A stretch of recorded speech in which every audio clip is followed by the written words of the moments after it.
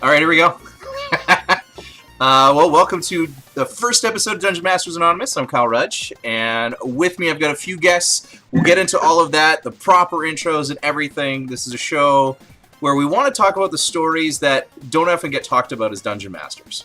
So for those of us that have DM'd in Dungeons & Dragons and various other RPG systems, you'll know that we write like this incredibly amazing content only to have people completely turn left instead of right, and then we never get to tell these stories that we really, really want to tell. So, yeah, we're pretty excited about what we can do here and what we want to show and all the rest. But first off, let's get it going and commence our first meeting of Dungeon Masters Anonymous.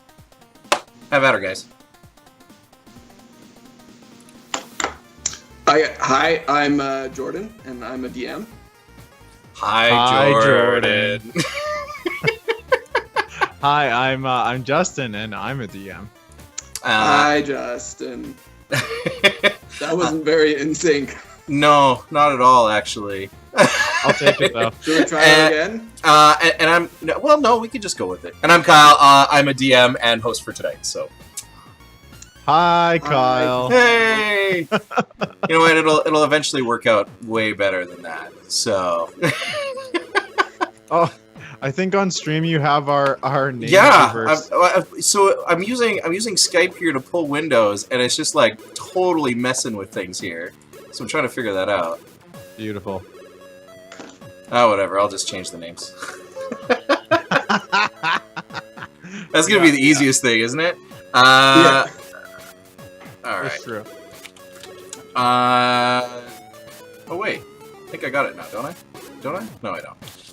Okay, so first off, we got a few questions that we're gonna go through, and you know what? I think we'll start with guests. So Jordan, it means that you are up first up. So the first questions we have is how long have you been playing tabletop RPGs? On top of that, what is your favorite or primary RPG system? So you don't necessarily have to, go with the one that you play the most, but the one that you'd like to play the most, maybe.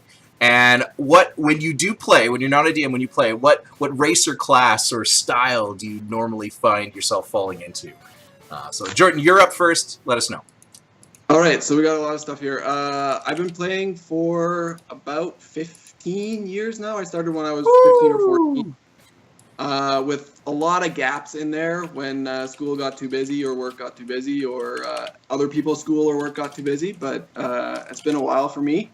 I started on 3rd edition Dungeons & Dragons and quickly moved to 3.5, and that's what I played for most of the time, but I've been recently, when I got back into it recently, I've been playing 5th edition, which I would state as my favorite, but maybe that's just because that's what I'm playing most of today.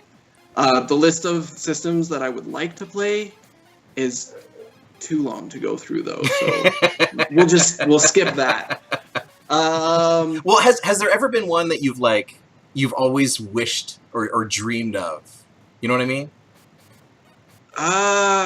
I really enjoy cyberpunk stuff, so there are some cyberpunk ones that I would really enjoy, but I also the Dresden's File one sounds really interesting because I really enjoyed those books too, and that would be a really cool world to just jump in, and it from what I've read, it sounds super cinematic.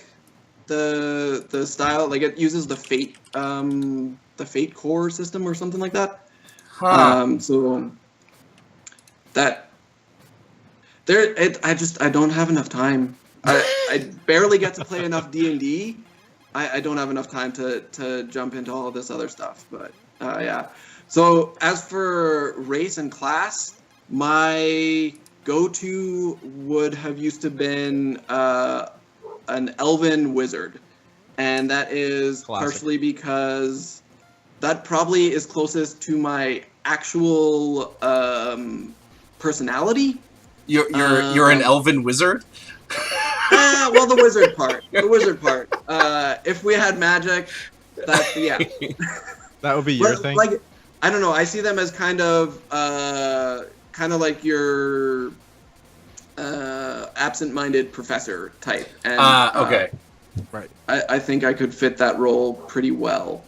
So are you like self-negging and you're like saying already that you're maybe a absent-minded?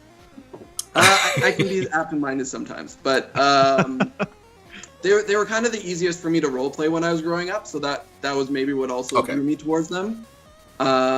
Recently, as you know, Kyle, I am playing cleric in at least one of my games, and I've actually, that is a class that I would have never touched with a 10-foot pole in the past, and have recently been really enjoying. So, what kind of cleric?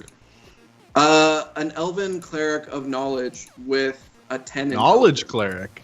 Yeah. He's a sneaky cleric too. Sorry, did you say a multi-class? I missed it. No multi-class, just straight up knowledge cleric for now. Okay. But I took the criminal background, so he has a little bit of sneak in him. Oh, interesting. But yeah. Cool. The reformed criminal who is turned cleric. Who is still He's not seen the light. But Have you guys read Name of the Wind? No. Yeah. What's that one? Oh man, if you want a class like a really really well done like urchin turned wizard basically, like, or high end like sneaky guy becomes intelligent guy, that's like a really great story. Sweet. I mean, Kabothe, he's kind of like everything though. Like when you get further on into it, he never really gets charismatic though, right? Like anyway, maybe we're getting a little too technical into the story of Name of the Wind. Maybe. All right, well, Justin, it's a D&D show, man. Yeah. Justin, you're up. So how long? Tabletop RPGs, favorite system, and what do you typically lean, race or class? Okay, how long have I been playing tabletop RPGs? I actually have to think this one through. I got my first player handbook in, oh man, it must have been at least grade 5 or grade 6. So that is, how old are you in grade 5? How old are people in grade 5? 11. Okay, so like yeah, like early 2000s. So I think I'm coming on like probably about around 15 years now. But I started when I was very very young, and I played mostly for most of those years, and started DMing really in like 2010, around there. All right, favorite system? I definitely think 5e. Like there are lots of systems that I really really enjoy. Like I grew up on 3 and 3.5, so I have a big like place in my heart for those. But and I've played a lot of other different systems, but it really is oh man, it really is 5e. It's so clean. It's so easy as a DM. I have to say 5e. Okay, and then race class. What do you if you're going to default, what are you defaulting to? Man, probably wizard as well. Oh my goodness. I'm not set on one class or sorry, one race. I like a good gnome wizard. I like an elf wizard. I like wizards are just the most fun to me because you get to be the most ridiculous and the most creative with it. I guess. Yeah. And you're the only class that uses intelligence. Yeah. So you're always filling a slot, right? You're always like balancing the party in some way. Roll an insight check. Oh, we get the wizard to do it. Isn't insight Insight's wisdom? Wisdom. Oh, investigation. Investigation is what I'm thinking of. There you go. Investigation. Or any lore. Any lore. Yeah. Well, I'm like, proficient in it. Nobody knows. All right, that's fair. And I think that would definitely be because of the utility, not necessarily because of the, like, for me, it's the gameplay element of, like, you can just change the entire way that the party interacts with the adventure. Like, once you get, like, Mordenkainen's Sanctum or whatever it's called. Yeah. Where you just make an invisible house, like, that really, it just changes the whole thing. Like, now you're a weird, like, roaming hobo party with a mansion that follows them, like... I don't know. I just always enjoyed that. It's fun. Well, so instead of a weird roaming hobo party without a mansion, now you have one. Yeah, exactly. That follows you. It's nice. You know what's really weird? You're no longer homeless, technically. Right. Yeah. You don't want to be homeless. Yeah. what's really weird is I think like a lot of the groups that I've been DMing are post Minecraft groups. Okay. So a lot of them are really focused on crafting and buying and owning a house and like all these like really mundane, non-adventure-y things. Interesting. Are really, really important to people. Like rules that I have never had to pay attention to, I had to pay attention to for most of my adventures, like daily lifestyle costs and how much it costs to own a home. And like, there are rules for those. It's just like, I did not think I would have to know those. Totally.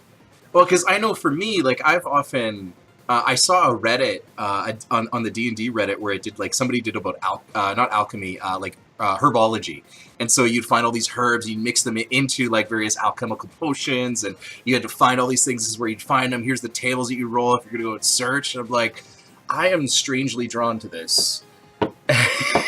Right. This just feels like I'm playing Fallout, except I'm doing it in D&D. Yeah. Crafting systems, like if there was a really robust crafting system in D&D, I think people would flip for it. Oh man. Okay. For me, how Well, long you just have to make your own. Like, well, you can, but it is so Forget complex. it. That's what Reddit is for. I can't be bothered for that. Okay, my turn. How long have I played tabletop RPGs? Ooh, this is an interesting one. So, how long have I played tabletop RPGs by myself or with others? Hold on a sec. Wait. How do you play by yourself? Okay, I grew up in northern Canada, where there is no. This is pre-internet, right? When you were in grade 5 in 2000, I was in grade 5 in 91. So, and so I never really had anybody to play with.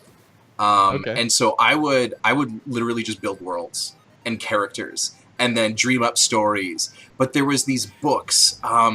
They were kind of like choose your own adventure books. Steve Livingstone created these books. And so it's like a choose your own adventure. So you go, it's just like, do you want to do this? Turn to page 48. Do you want to do this? Turn to page 83. But every so often you would get an encounter. And you would have a D6, and you would fight this thing to see if you could pass by it, and you would gain treasure or various other, and then you would go through. I love those books. That's cool, man. So from the moment that I could read, I think I was playing tabletop RPG. But finally, it wasn't until I got into about high school that I found some people who'd actually play with me. So it took a while. Aiden in the chat says playing tabletop RPGs by myself, that hits me in the feels, man. Yes. Yeah. Lonely. We're Aiden now.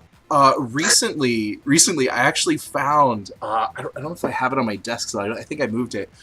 But I had created this little card where I cut out. It was like a template, and you'd slide it over something, and then it would show you your stats. And I'm like, I seem to recall I built this where I had like a whole bunch of cards. I'd be like, I don't know what I'm fighting next. And I'd slide it over this card that I shuffled in. I'm like, oh, these are the stats, and this is what I'm fighting. Whoa. That's cool, though. I was a lonely child. Yeah, you really have to be creative to... Oh yeah. Okay. Favorite or primary RPGs? I'm loving 5e is so easy to introduce people to. That's what I'm finding. It's so good. I really started to get into 3.5. 3.5 is a bit of complexity and some Pathfinder. 4.0 was just a gong show. Trying to introduce somebody who's never experienced D&D before, it was so hard. But like it was more of a miniature battle. Yeah, that's that. And there was just so much like little tiny nuance of math, and you got to really sit down with somebody to teach them that one. So even for me as a DM, I'm like, I can't keep all this in my head. I'm not interested in reading all this. Yeah. But there was one you reminded me, Jordan. You said about a cyberpunk one, and I've been trying to figure out the name of this. I met a creator of a game at Gen Con, and the style of this game, it was cyberpunk-ish, was that you had a soul, and your soul could transfer to different bodies, and then you would get different, like your whole body, like your strength, your charisma, and all of like how you looked, everything would change, and what you could do. So you could be like a will-o'-the-wisp, sort of like an ethereal type creature, and then all of a sudden your consciousness is yanked out, and now you're into a robot body. and and you'd have to change because you'd be going to different planets, and not every planet could sustain the same type of life that you were inhabiting, and so you were constantly changing and reinventing yourself. I don't know. I love the existential questions that involved. I can't remember the name of it. Yeah, that sounds. I will that find sounds very it. Ghost in the Shell. Yeah, exactly. And so I always wanted to try that one. I was super intrigued. Race class that I typically play. To me, you said class was so important to you, Justin. For me, it's race. I love playing monster races. I love playing like the crazy. Like this most obscure. I will pick Tiefling before anything else. My DM alarms are just like no. Yeah, and so I've got. You don't get to be a bullywug, okay? I will admit right now in the one campaign that I'm a player, I am a goblin wild magic sorcerer, and so I love the. I used to be the cleric DPS tank, like that was my role. Always useful. I never had, like, if I ran out of spells, I could still hit people with a hammer, that type of thing. But recently I've discovered the high damage, either assassin or I'm going to take the highest damage spells that I can and just fire them as fast as I can. So that's kind of where I'm at right now, is the most damage as quickly as possible. That's cool. Okay. So, that's our introductions for everybody. Good stuff. One of the things that I wanted to bring into the show was this idea of 12 steps. So, okay, because you have, we're recovering DMs. We're recovering. Well, we're coming to terms. I don't know if that applies if you play every week or month. We have to come to terms with our addiction first. So. Okay. We have to accept our reality, I guess. That's the first step, isn't it? Yeah, it's partly it. So so we'll go through the 12 steps, and so each for the next 12 episodes, I want to write a step that basically admits that we are addicts when it comes to this. So step number 1 is we admitted that we are powerless over the dice, that our lives have become, or that our DMing lives have become so unmanageable. And so this idea is we could write and we could have our stories and everything planned, but the dice, man, they always tell a different story. Yep. Oh man. Yeah. So there's step number 1. Oh man. There's so many things that come to mind when you say that too. You know what? I think for me, one of my favorite parts is when you do have that, right? Where it's like, okay, I'm gonna perform in front of this entire crowd. Okay, go ahead, and I roll a performance check. 1. Well, this is gonna be fun. And especially, what does that mean for as a DM and as a character? Like, you're like a trained bard or some musical professional, and you rolled a 1. Like, what does a 1 look like for a professional? Like, well, what does a 1? Sorry, continue. No. You're good. You're good. What does a 1 look like for a professional versus someone who is very much not a professional? Yeah. Right? Well, I can... Because, I was going to say, I can say for my wild magic sorcerer who decided to perform on stage and rolled a 1, I did light the entire tavern on fire. So... I figured, I rolled a run, everybody's booing, I'm like, alright, I'll cast invisibility, and then I'll cast chromatic orb at 2nd level with the fire damage at the door to try and get away. Wow. He's not allowed in that tavern anymore. Yeah, I didn't think so. I'm surprised he's allowed in that town anymore. I think the DM was being kind. I think so. Some DM fiat for you. Yeah. Okay. Stories that we always wanted to tell, but our players were simply not. They went left instead of right, kind of thing. Yep. And so I wanted to give. I have one story that I prepared for everyone.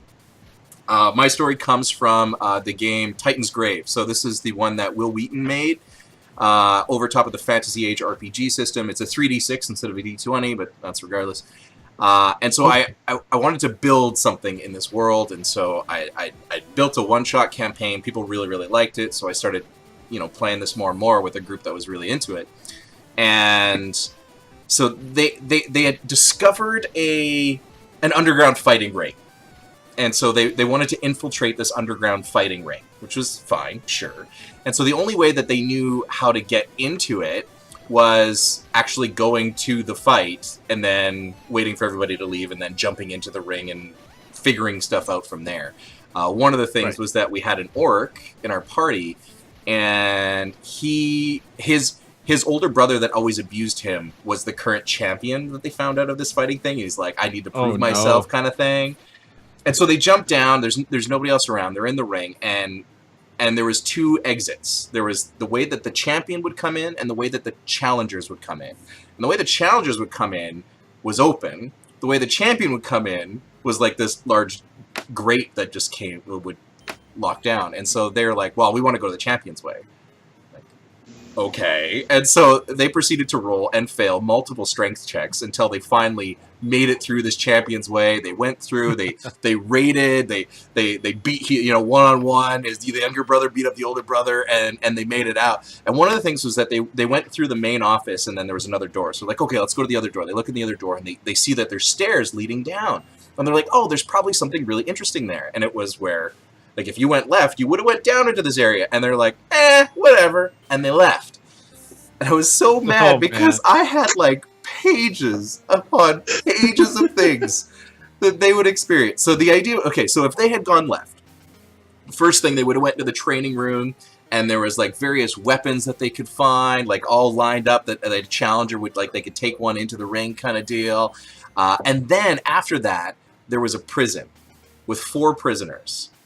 And each prisoner, I had written out in-depth stories for each of these 4 prisoners. Oh, no.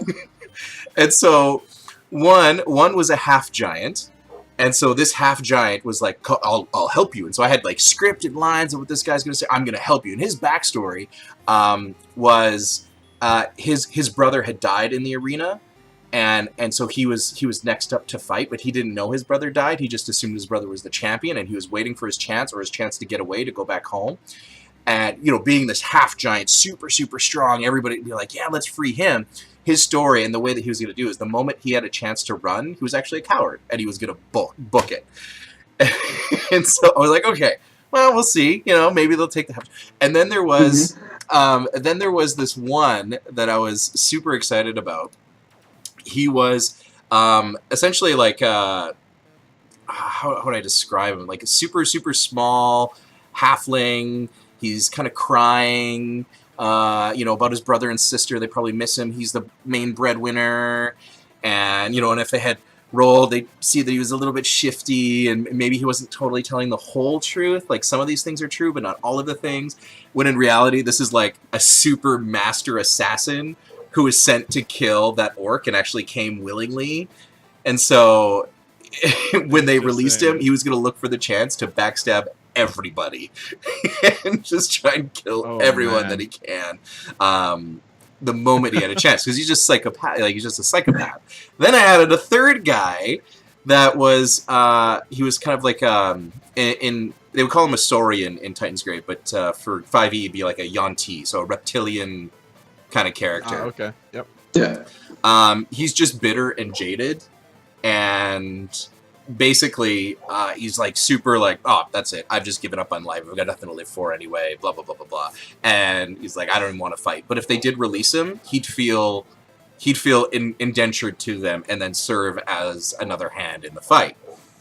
And then last but not least, and I was so excited, was a human who had this great story, and like, he could name off like his whole family line, and like, I was a herb farmer, I'm scared, please help me. They took me from the farm, and I have no idea what I'm doing here. But the reality was he's actually a guard who was planted there so that to alleviate some of these things. And so he would have like, hit an alarm and alerted people, or, betrayed them the moment he had the chance, but he was just an informant. And I'm like, man, I had so much for these people, and they never went to the slave prison. Oh, man. Did you say that guard could name his whole family line? Yeah, I had his whole family line written up. How far down did you go? I went to third, like, so great grandparent. And like I had names, I had job, like because I was thinking like if that is crazy. If he's gonna come up with a story, like I want to make this believable, and so like I had written so much of this guy, and like because all of his lies, I'm like they will not catch me in this lie. Sure enough, they never even went there. That is so deep. That's going so deep. And so it's just one of those things where, you know, they had a great time, they made it out fine, and the slave prison was never acknowledged, and as far as I'm concerned, all 4 of those people died in prison. So. Oh, man. All right, so that's my story. Jordan, Justin, do you have any stories that you wrote that your players were too stubborn to experience? I've got a great one actually here. So we were doing one of the first campaigns that I was doing with this group. They were like again, they were part of they're very like post Minecraft group, so they were all about like building an empire. They were part of a house. And they were like trying to advance the cause of the house, and it was this fun little lore twist because anytime someone would die, like the house would kind of just hire another person or find another person to join the cause of the house. So it's like the cause always stayed, which was really interesting. So they were trying to like basically it was fairly open, but I had like 3 or 4 different ways that the players could go to like destabilize the ruling house in the city. Okay. And they decided to follow a lead that led them into the sewers. And they go through the sewers, and there's, you know, it's kind of your classic sewer encounter. Lots of undead, though. And, like, they're fighting shadows. And this is in 5e, by the way. Sorry, I'm literally reading through it here. Basically, like, the thing is, they fight through all these undead. And the idea is that they get to the end, where they actually meet another house that is like that has been almost completely wiped out, and this is like their secret base, and they're looking for revenge on this bigger house, and they want to ally together. Okay. And so my party fights its entire way through the dungeon, and makes it to this end point. They fight a mini boss, and then they get through, and they just botch over and over and everything. Like they can't hear anything, they don't know anything, they can't overhear the guards like being like, "Man, can't wait to kill those guys we don't like with all these undead." Like, and so they storm in and they kill them all. And like a major a major plot hook is gone. Like the entire way that they were supposed to destabilize these people is just gone. Like they wiped them all out. Like now there's just zombies and undead in the city. Like so literally then on the fly I have to like come up with, I'm like, okay, like what happens? Like I made it so that their reputation started getting like tarnished in the community because people saw them coming out of the sewers, and then the town suddenly became filled with just random undead and like shambling things, and like, oh man, but it was just like the perfect example of like, and this is like just one of many plot hooks that they could have gone with, but they just completely ruined the whole thing. They just killed the guys they were supposed to ally with. That's when you bring in the giant lich lord and be like, okay, fine, I'll show you now. You're fighting a lich. What are you gonna do? You die. And that's a perfect example though of the dice deciding stuff. Yeah. Because like that's not even your player's fault. That's completely the dice. Oh, it's the worst when your players like they just need to find like a little bit of information to kind of move and edge them along, and they never roll higher than a 3. And it's like, what are you gonna do? What are you gonna do? Come on. Okay, fine. He just tells you because he thinks you're cute. I don't know. Yeah, exactly. Yeah. Another big one, like, but the thing is, after a certain point, I started. Actually, sorry, I'm taking up time for Jordan. I want to hear Jordan's story. Okay. So a problem that many of the groups that I've had is that we get bored and move on to a different setting. So most of my stories are actually less that the players went left instead of right, and more that we were like, well, okay, we'll try this other thing now for a while. But so there was one campaign where I had set up like an NPC, a wizard, for the party to go to get like all their quests and all that kind of stuff. Yeah. And he was Your going to be patron. sending them all over the place into different dungeons to go find this, go destroy that. And I would probably lay some breadcrumbs here and there, but the idea was this guy wasn't actually a good guy. He was an evil lich that was imprisoned in the tower, and the players were actually going around and destroying all of the magical items that were keeping him imprisoned there. And so eventually there was going to be the reveal when they finally free him. And I was really looking forward to that, but we got bored like 5 or 6 sessions into that one. So my problem, I planned like years ahead, and then... Man, there's good stuff in those years. Yeah, I know! Yeah. I had... there was like... I was just, I see the fruition of my plans. Yeah, exactly. Yeah. Man, no, I had a... so, like, I'm thinking about that, and probably my greatest success as a DM was something like that. So I had... It was the same Titan's Grave campaign. The way that we had done it was that the original one that I wrote, I had a co-writer, and so the two of us wrote the original one-shot campaign together. And then... because we ran this at a convention and there was a bunch of people that wanted to play, he took a group on his own, and so we communicated back and forth, so a lot of our storylines kind of like interwove, but these groups never met. And then my group was wanting to come to an end, and what I had done was every session I had, like, we have what were called intrigue sessions, which were like email sessions in between, and so they were they were betraying each other like you wouldn't believe. Like, so one of the things that I had done, and this was like in the second session of this, and this session went on for like probably about 12 to 15 sessions. In the second session, one guy, he found a dagger in his room, and on the dagger there was a note. Inside the note, it said, you know, we saw like this vicious massacre that you had just performed, because they were all bloodthirsty, and it's like, this is your trial to enter the Assassin's Guild. Here is your mark. You must kill this person. The secondary objective is that you must maim the second in command of this corporation, so that, you know, basically, so it looks like he didn't hire them. So it looks like he got injured as well. And then the third is to basically get out unseen.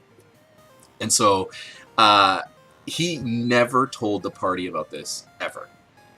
And so it was probably about 6-7 sessions in, another party member, their brother is suffering from this like drug overdose, this like bad drug thing. And so they're trying to find like a solution and a cure. And then this guy speaks up. He's like, I think I know someone. Can you look around for this guy? And it's his Mark. He's like, I'm pretty sure he knows something about what's going on. He didn't know a thing. And he led the party on this goose chase to find this guy. And they're like, okay, let's sneak in. He's like, yeah, okay, everybody all set? He's like, I kick in the door and I start firing. just killing everything. And so he maims the second in command guy. Meanwhile, this second in command guy has actually hired 2 other members of the party privately to do other jobs, and have paid them to betray each other, blah, blah, blah. So he was masterminding everything. And he had everybody, and all of them trusted him. They all thought he was a good guy.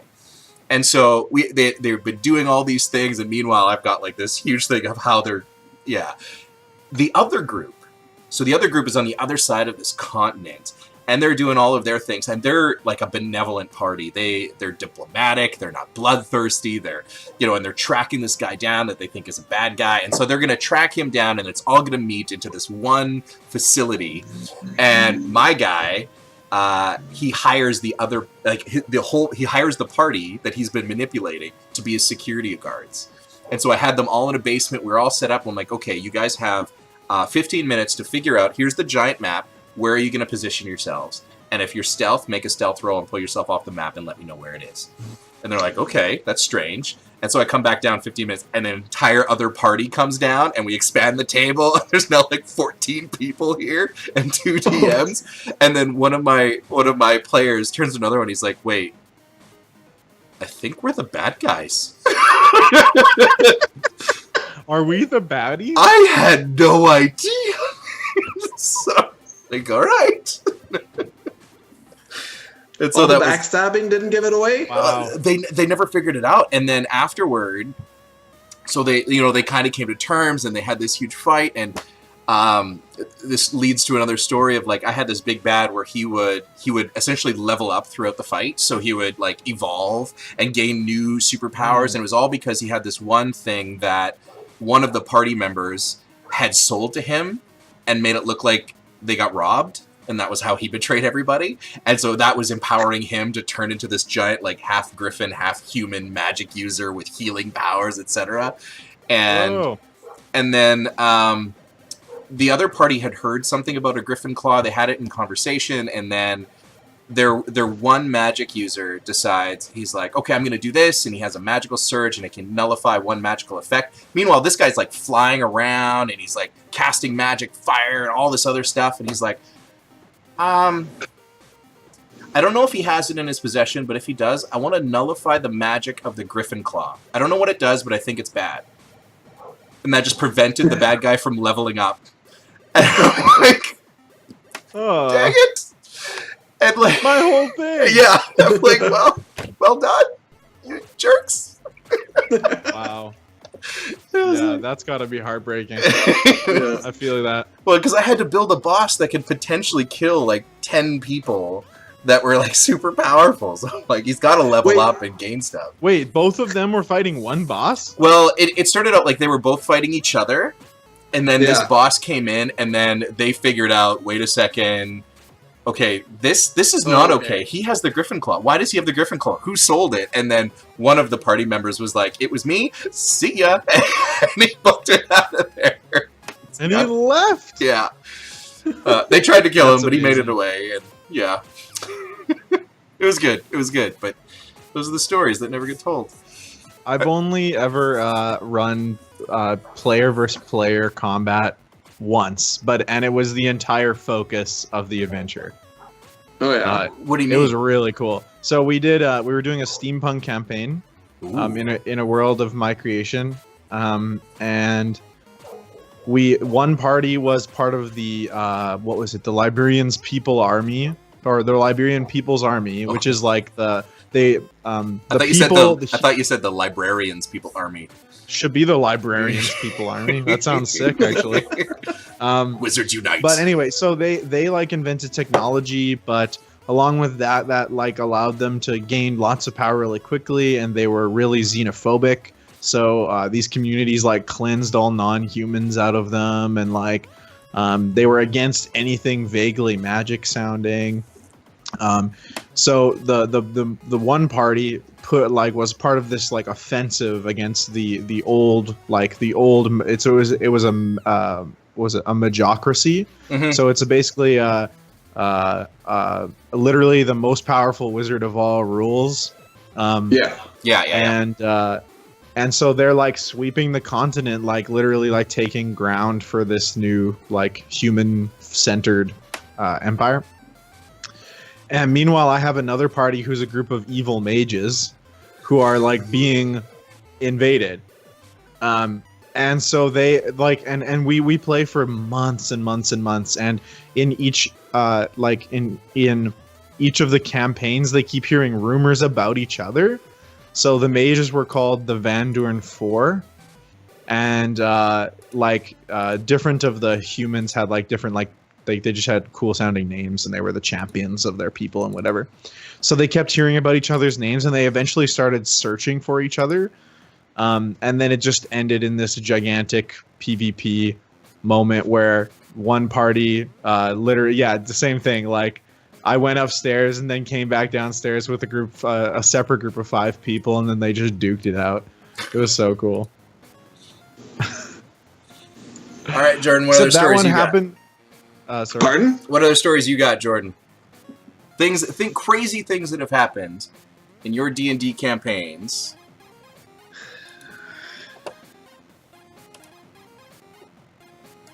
Trying to go through the different campaigns right now.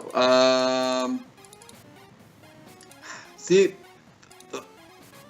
the problem that I do always run up against is we run out of steam. And I'm really hoping that doesn't happen right now, because the current campaign that I'm running, I'm super. I didn't do what I normally do, and I planned small. And Nice.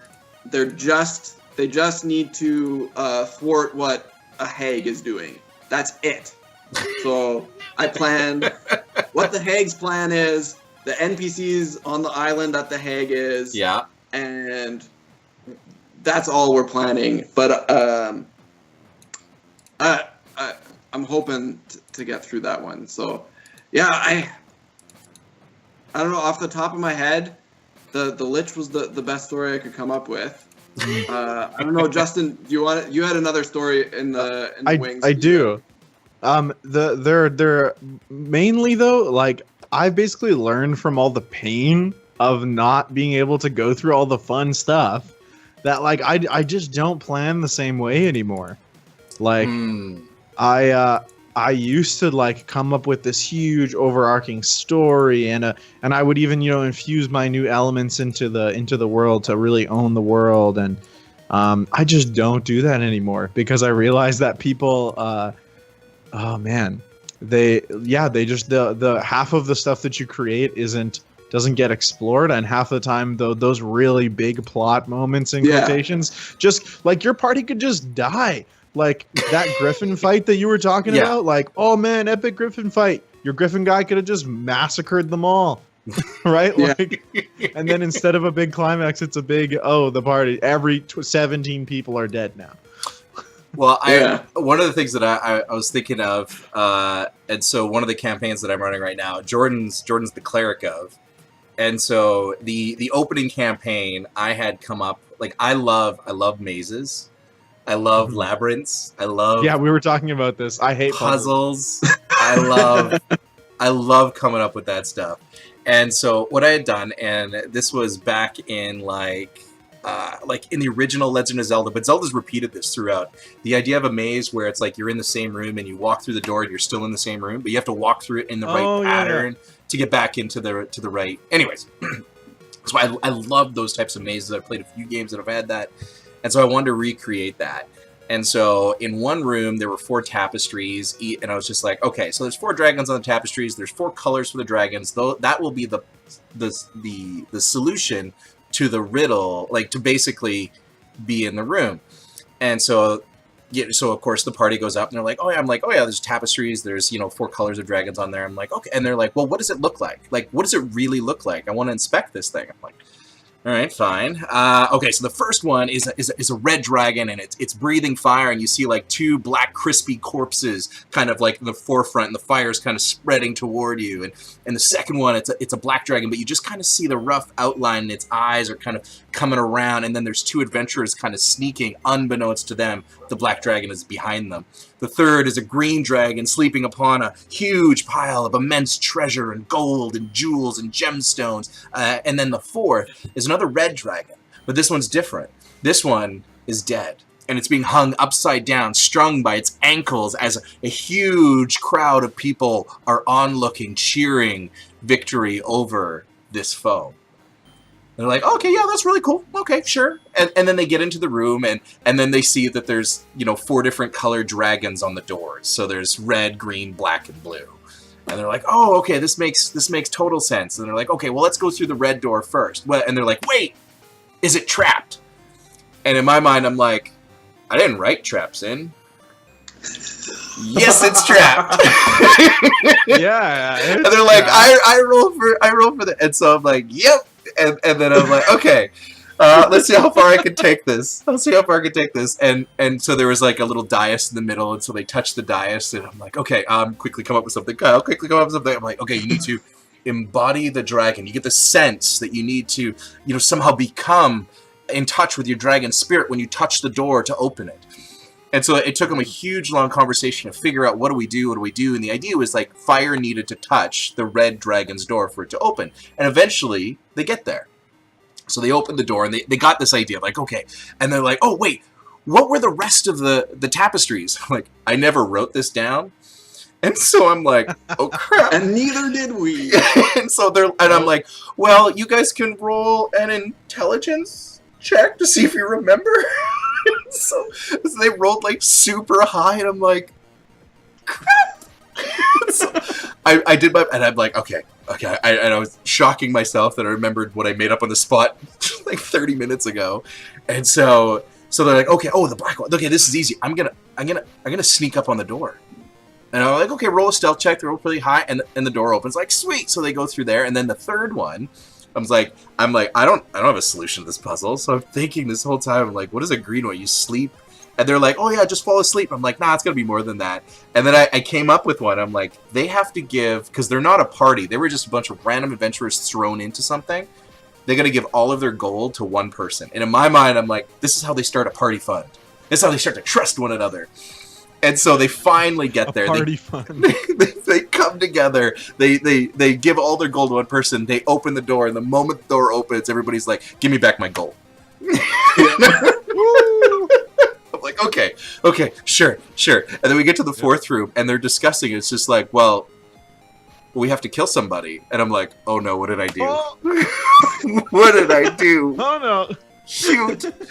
I'm like, okay. And so they're talking about, and they're legit. And it's funny because we got 3 youth and 2 youth leaders. and the 3 youth turn is like, I think we should kill the bard. And the bard is like the youth pastor of a church. And he's just like, he's the youth leader. And he's like, I am not okay with this plan. I'm like, no. And instantly I'm like, oh, they just need to hang him upside down. But for like 15 minutes, they talked about how they're going to kill the bard. And the bard's like, no, I am having none of this. And so eventually they hung him upside down, and they opened up the door, and they made it out. And I'm like, that was the best puzzle I ever created.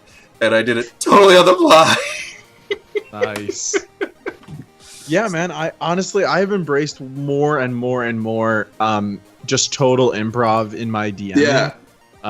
Which is why I love 5e so much. It's so easy to just reskin things or to just throw things in. Like, I don't know exactly. I can't even really put my finger on exactly why, but like, you're just able. Like, I don't know if it's something about it, the way they designed it, that you can just throw stuff together and it works. Yeah. Well, and what I really like about it too is it really helps, especially new players, dig into the role playing. Right off the hop. Yeah, forcing totally. your characters to make backgrounds and actually think about that kind of stuff. Because when I first started playing back in 3rd edition, we didn't come up with any of that stuff. We just made characters and threw them in a dungeon. Yeah, and exactly. That's what we did. Yeah, and I feel like more and more of the parties that I'm playing with are actually focusing on the role playing, which is really cool. Like I have 2 improv moments that are still my shining moments, and they still define my DMing to this day. The first one is I invented a character just on the fly. I needed a name for a bartender that the party was questioning, and so I made up a guy named Rickard Redford, right? Right? Gee, how did you come up with that? How did I come up with that? But like, I'm like role playing my NPCs, right? And he's this like super suave, like, I don't know where this came from. He's this super suave, like, but really kind, like just like a slick but really nice guy. Okay. To the party, and the party just fall in love with this guy, and I fall in love with this guy. I'm like, this guy is so interesting, like he's just super helpful and seems to know lots of stuff about the city, but is like really good at bartending too. Like, he's like in the middle of like serving 20 people while he's still just like talking face to face with the party. And I made him a reoccurring character. And so he appears in every single one of my campaigns, no matter where it's set. And like eventually he evolved to this point where he's like this demigod of drink and wine and celebration. And like, because like my party kept like chasing this story with this guy, like they would pursue this story. Like I had nothing to do with the main overarching story, but they just loved it. And so to this day, if I'm DMing any type of adventure, if you search any pub long enough, you will find him. He's somewhere. The iconic character. Yeah, he's just, and it's just so fun. Or just sometimes I'll put him in adventures, and if the party excuse me. That's why I got all this nice water. If the party, like, they'll just be like a nameless, helpful person at the bar, and the party doesn't seem to pay attention. But in my head, I'm like, way to go, Rickard. Way to keep the thing going. Oh man. The second character is a bad guy. Who again, total improv name, and you'll be able to tell why. His name is Juice Fat Money. Yeah, Juice Fat Money. He's like the just like your typical just scum, right? Like he's involved in some just the nastiest stuff, drug dealing and like like sex trafficking and grody dude. And he, like, for some reason, people just hate this guy. Like everyone who even his parents apparently. Sorry? Even his parents apparently. Yeah, like who names their kid Juice? Oh man. But this character has just like evoked so much like visceral hatred that he also has become like a reoccurring character. Like if I ever just need to throw a character in a situation where I just need the party to hate this guy, for some reason, something about, I think the voice that I have for him and like just something about that name too. Just like people just want to like this guy's end sleazy. That guy. Yeah, can't trust him. Like just dirty. Yeah. Yeah. So, but like, and since those moments happened, like, I'm like, man, like improvisation like needs to be more essential to the way that I do things, because that's when the funnest stuff seems to come out. Yeah, totally. I love the small little moments. Like I had one campaign that I was playing. The place we played on a glass table that had, it was like an IKEA table, or it was an IKEA table, but it had like a white tabletop, but it was glass over top of the white. And I used to make like all these paper maps, but then I was like, can't I just use a marker on the glass? And it worked out great. And nice. So they wanted to, they were investigating, these various potion dealers or whatever. And I'm like, okay, here's 5. I came up with 5 names and 5 things, and et cetera, et cetera. And that was it. And it was pretty clear which one they were probably going to go to. And, they had the leads or whatever. They're like, but I still want to check out this high-end one. I'm like, oh no, they're going to rob this place clean. All right. And so they do. And they were rolling, like, they were terrible stealth beforehand. And then finally for some reason, it was like they were just on the money. Every lockpick check, every trap check, like they had everything. And so they robbed this store blind. And they even got, and so so I'm making up a story as they go, where they're find the journal of this, this business owner, and how much they hate this other one that I had said. It was like, oh, they just hate him. They blah blah blah. And they're like, okay, well, let's go to the other guy. So they're going to go to the other guy. They're going to rob him blind too. So they're going to go over to this other guy's shop after hours, and they go in, and so on their way there, I came up with this plan. I was like, wait a second. This is like high-end town, and then this low-end dealer. I'm going to have the low-end dealer have like real potions, like solid. This guy knows what he's doing, and he hates the high-end person because they're manufacturing cheap stuff. He's basically watering things down, so it's not as good.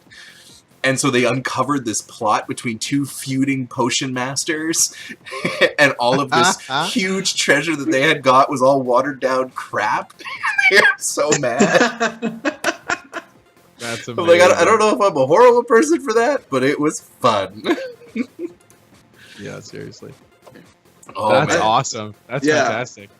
Well, and I think that's one of the things that makes the improv stuff so memorable. It's that the players get a chance to create the story too. It's less of them going along with this thing that you've scripted yourself and just inserting them in the hero role, and more letting them actually choose what the story is. And Absolutely. I think players gravitate to that a lot more too.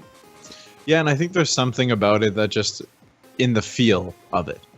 Like I don't think like I'll get players often asking me like, "Whoa, man, like that was a really cool thing you planned." Like right? Like and I'm just like, "Yeah, Sure. totes. I planned that." But like it's actually great that they believe that. It's really awesome because then they still feel that sense of like, oh man, like I'm really bought in. This is really something that I'm a part of, while still kind of not shattering the illusion. Yeah, right? yeah. Well, speaking of improv, we're gonna take a 5-minute break. After the break, we are gonna do a communal campaign builder. So the idea is that however long this thing takes us, we want to build a giant campaign from start to finish that we can then share. And like we've got the skill set, we've got the designers, we've got graphic people, publisher, blah blah blah, all of that stuff to make it look really good as well, so that you'd have all your tools to do something pretty cool. And we're going to be building that together. So Jordan, you're going to be in on this. We're going to go through essentially step 1, which is let's build a world. Yeah. We get to be gods. The fun Black part. and white, man. Yeah. All right. So we'll take about a 5-minute break. We'll come back and then we'll have Adder.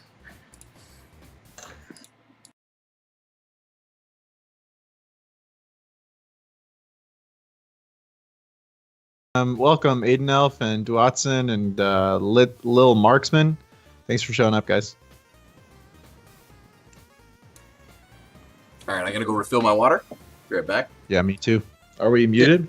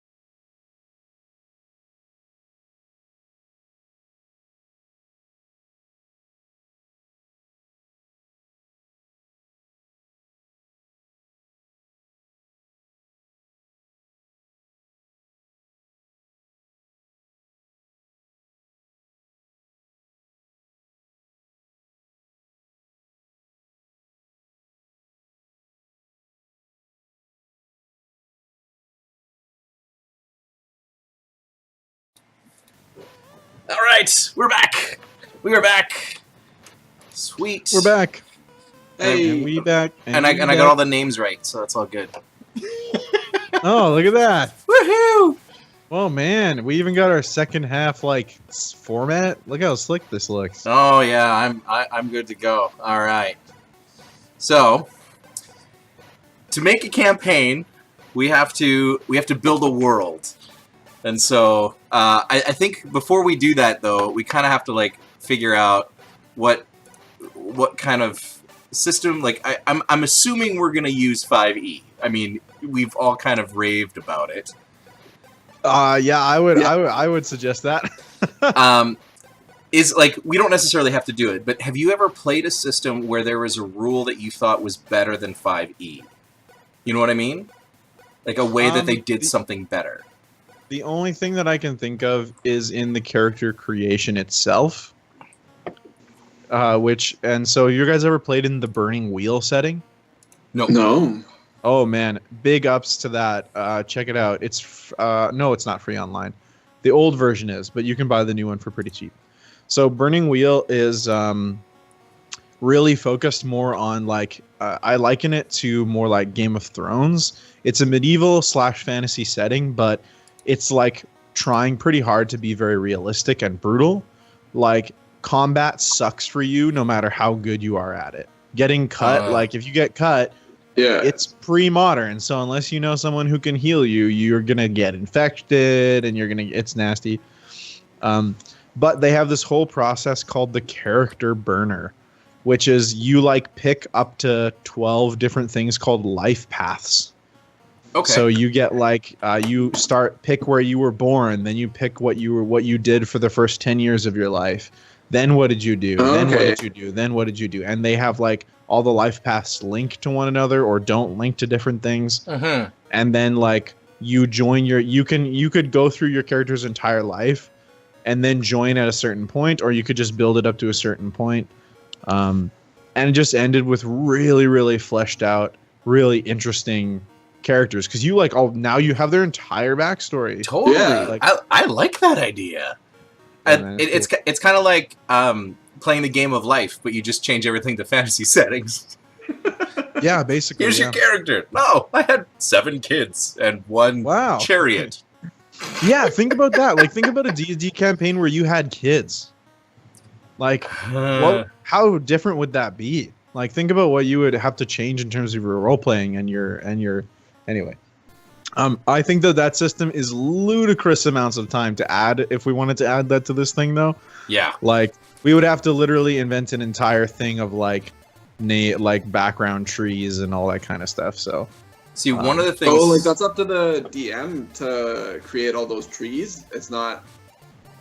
Oh, no, they're standard. I was Yeah. saying if we wanted to add it into our thing right now, we would have to make it. Yeah, okay. Oh, man. See, one of the things... Like, I wouldn't necessarily add this because it adds a layer of complexity, but the Fantasy Age RPG system, they distinguish between armor and your dexterity. So... Like for D&D, you get hit, and then the flavor is like, well, you know, or like if you don't get hit, did it just glance off your armor or did it miss completely? Whereas in Fantasy Age, in Fantasy Age, basically you roll to see if they hit, and if they hit you, great. But then they roll for damage, and then you have your armor, and your armor reduces the damage that is taken. So you could have a super hot, like super BB. It's like, yeah, you can't do any damage to me. You could hit me, I don't do any work. Yeah, and I liked the distinguish between that. That's the one thing about D&D that I would change. Yeah. Like I've been watching some Shadowrun Twitch streams. Oh man, that's a good setting. Yeah, so they do a similar thing where you roll to hit, and then you roll to resist damage. And it's more rolling, which we all love. Oh, well, Shadowrun too. My word. Yeah. The amount of dice.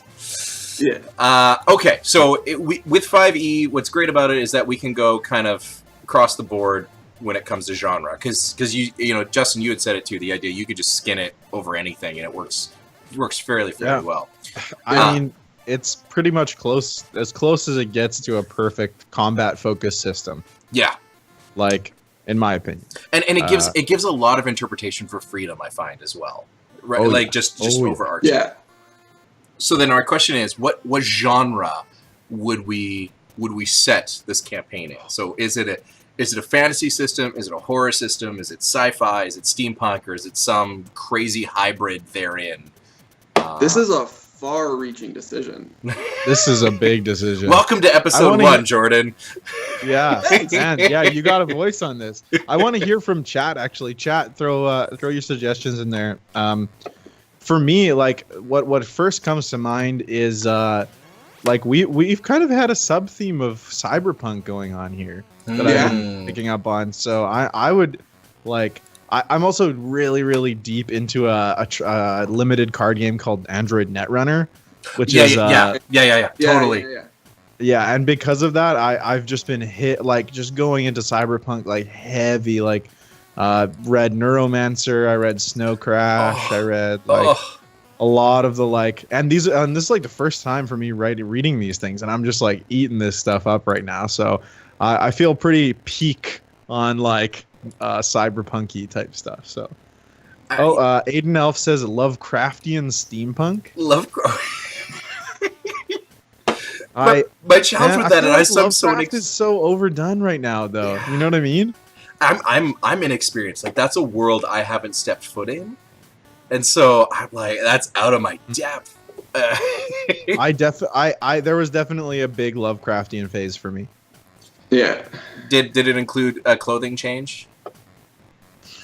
It included it included a change in mental health. Okay. That's just a huge theme in Lovecraftian stuff. Is people going mad. For me, there's no doubt I love cyberpunk. What if we were to meld that so that there is this idea of technology, and I'm speaking like, okay, so Super Nintendo Final Fantasy 3 / Final Fantasy 6.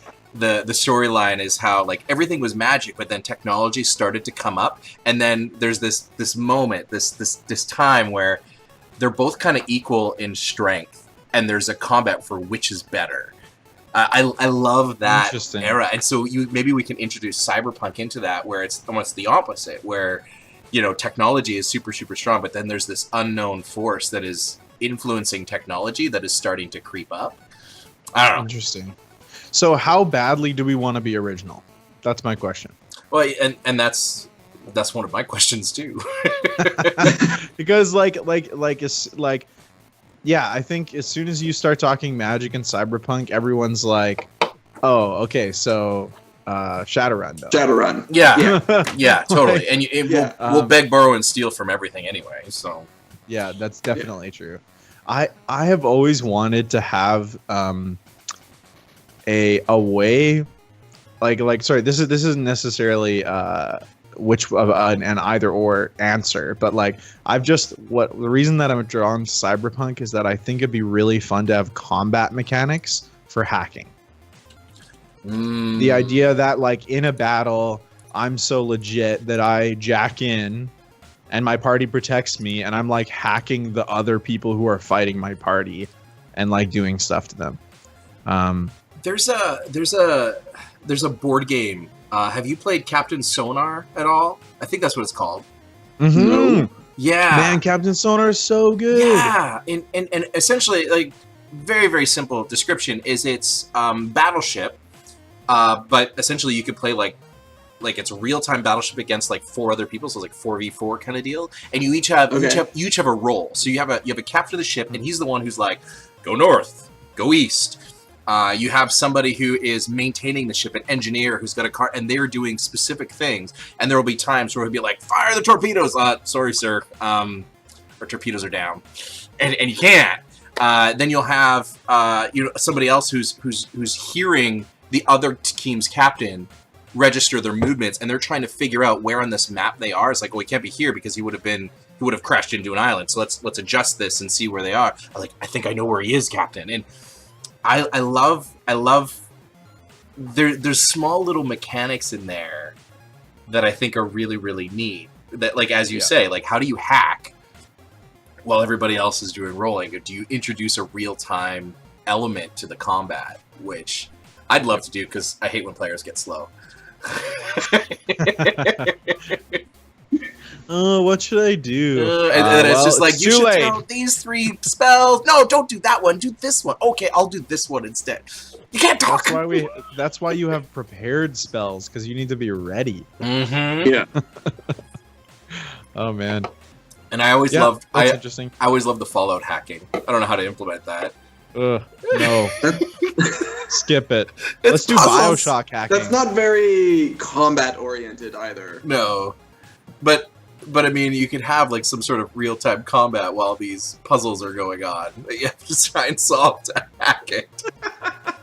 But I know Justin hates puzzles, so it's not gonna happen. Yeah, no.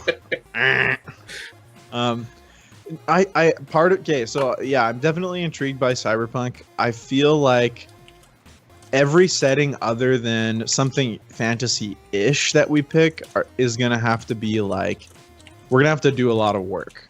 You know what I'm saying? Yeah. Like, we're gonna have to invent new systems. And that's fine. My question is just, is that what we want to do with this adventure? Like, part of me really wants to just like do vanilla 5e, just like Straight up traditional, fantasy. straight up D&D fantasy, because then it's like the most applicable to the people who are watching and potentially the community. Like, so they could be the one to reskin it, or they could just plunk it right in the middle of their 5e campaign and just use us as a resource, right? Like, well, we could do because even if we were to do straight up fantasy, the question is, how much do we create, right? Like, do we sit in a Forgotten Realms world? Do we adopt the D&D pantheon? Do we use the lands and the characters that we all know? Will they eventually run into Drizzt? Those types of questions. Or is it like, no, we're gonna make our own world, and we're gonna develop our own, like, this. We'll still use all of the D&D mechanics, maybe even some of the races, but we won't necessarily use the history, or they could planar shift to Baldur's Gate and they'll be fine. But we're just making another plane. I don't know. What do you guys think? Yeah, what do you think, I'm Jordan? always partial to coming up with my own coming up with my own world, my own campaign setting over using something like Forgotten Realms. But that's just me, and that's because I like thinking about that kind of stuff and doing that in my off time. So, what about you, Kyle? How are you feeling? Well, I like the idea of us having a little bit more in terms of like building history. Like I love having like that in-depth story that they all kind of hear and know, and then they get involved, they discover together this overarching thing. And I mean, you can do that within, but I always feel like I'm borrowing so much from Wizards of the Coast, where Definitely. and then I feel like I need to be a super expert in Wizards of the Coast to make sure I get this right, because I'm such a perfectionist. And it's like, it's less work for me to just do that myself. yeah. I guess something to think about is if you wanted to make this adventure available on the DMs Guild, I think it has to be in Forgotten Realms or something along those The lines. DMs Guild? Yeah, that's Wizards has a community forum or a place to organize resources from the community. So people can upload their own classes, they can upload their own adventures, they can upload their own races, all that kind of stuff. But I believe their only stipulation with adventures is that it has to take place in the Forgotten Realms. Okay. And then it's I think it's a pay what you want for. Yeah, it is. And I think you can get. I think that you get like some kickback and they take some percentage cut or whatever. I can't remember the mechanics. I do. And that seems like an interesting option, but I don't know if I necessarily want to do that. Like, I was imagining more like just posting it to D&D Reddit or something like. Mm-hmm. But we can. That's further down the road discussion. Yeah, I think. Yeah, totally. One of the exciting things about DM's Guild is that it's very well peer reviewed. Mm-hmm. And so, it goes through a lot of playtests because people just are interested in doing that. And so they'll tell you, or it's like, yeah, this is broken. This just doesn't work. Nice. Which is good. But there's part of me that's like, I don't make broken things. I know I'm wrong. Don't tell me I made broken things. I don't make broken things. No way. I'm perfect. I'm the best DM.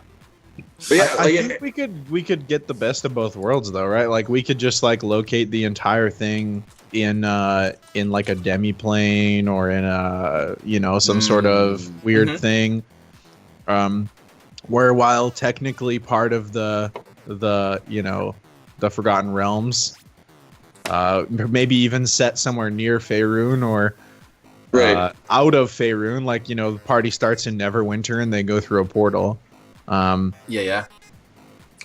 could pretty easily get around that. I feel they go to some sort of other place, or we could just literally set it in Faerun and just like borrow tons of lore. See, like one of the campaigns that I'm running right now, I created a space outside of time so that they could jump into various places, because I love temporal paradoxes, which we haven't got much into yet, but there's a part of me that's like, I don't mind, like, you can jump in. So when you said like the idea of a demi world or something that's adjacent to, that's not foreign from but adjacent to, I kind of like the idea of. I also like the idea of creating. I like the idea of creating religions. Because I just like belief sets, and because there's so much motivation that's found in that, and then there's so much mythology that comes with like, well, we believe in this because of this. I know in Critical Role they're going heavy right now into the Raven Queen, and she's the one that takes people from the she's the boatsman essentially, to take them from the land of the living to the land of the dead, and worshiping that aspect and that element. What does that mean? How do you expand that? What does that mean when I'm making toast in the morning? And I love those types of questions and creating deep, rich things in regards to it. So I don't know. I want the opportunity to be able to do that. Yeah. See, I'll tell you, just my flavor as a DM. Like I am something like my like defenses go up when we start talking about like the more and more homebrewed something gets, the more defensive I get. Absolutely. Okay. Like I'm not saying that means that we're not. I'm just gonna be like, no, we're not doing it. But I just like, especially when it comes to 5e, they just created something so, at least in terms of rules, so like constant and consistent. And so I'm like, oh man, like what if we mess with that sweet balance though? Like, well, we don't but I think we can come up with a custom setting that doesn't mess with the rules. Yeah, I guess that's true. Yeah, and I think that would be like, and I think we could, within the setting, like, there could be a way to implement a small aspect of something. So, maybe the campaign comes with one custom class that we also created that we insert into this. And so players are welcome to play that class, but they will probably experience one or two characters that are pretty high level because of this class. It's a new thing that's come out kind of deal. Where we're not reinventing the wheel, we're just kind of adding one little thing on top of that to make that kind of neat and interesting. That has a little bit of flavor connection with the campaign with the setting, with with the theme or whatever. Yeah, cool. I really like the idea of creating our own demi-plane because, and then maybe if we even make the start of the adventure even more generic, then you start in Neverwinter. If we make it generic enough that a DM can maybe transition from their own home campaign where they are in their own custom setting and just move to this for like however long it takes to do the adventure and then go back. So our entire campaign could be a dream sequence. Basically, yeah. It was all a dream. Oh man, you gotta take all the levels back. I think it could be pretty fun though. Like we could so it sounds like we're sort of resolving on this. Is that fair? We want to do this. I think so, yeah. We want to do we want to do the D&D fantasy. We're going to loosely base it out of let's say the Faerun like world. I guess that's Forgotten Realms. Yeah. And but that we're gonna have it so loosely connected to Forgotten Realms that we can, excluding maybe a bit of details like when the people hop in and out of their this demi-plane, that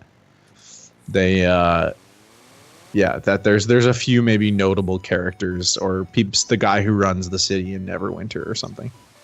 Yeah. And if we want to pull in Aiden's suggestion, like Lovecraftian and or steampunk doesn't have to be like, we can pull in elements from that, and that's not that far from just straight up fantasy. Not totally. That's definitely true. So then, one of the things that's hard with Lovecraftian for me is that not any of the actual content in itself, but the thematic, significance of it. Like, Lovecraft wrote horror for the modern person. Like, he wrote horror, like a horror that's about the limitations of who you are as a human being, like coming to the edge of yourself and realizing that, like, coming into an interaction with something that is so wholly other than from yourself that your only choice is to go mad. That doesn't make for great campaigns. No, and we don't have to dip into it that far, but like, we can dip into the Lovecraft in pulling in some mad, like some abomination type monsters. So, like, mind flayers, or man, I'm blanking on the standard beholders. Like, beholders, probably gelatinous cubes are in there too. Yeah. Nice. But like, those are some of the classic Lovecraftian inspired D&D monsters, and so if we play with those in the campaign, that kind of brings that theme in at least a little bit. Nice. Yeah. Well, I see that. I see that value.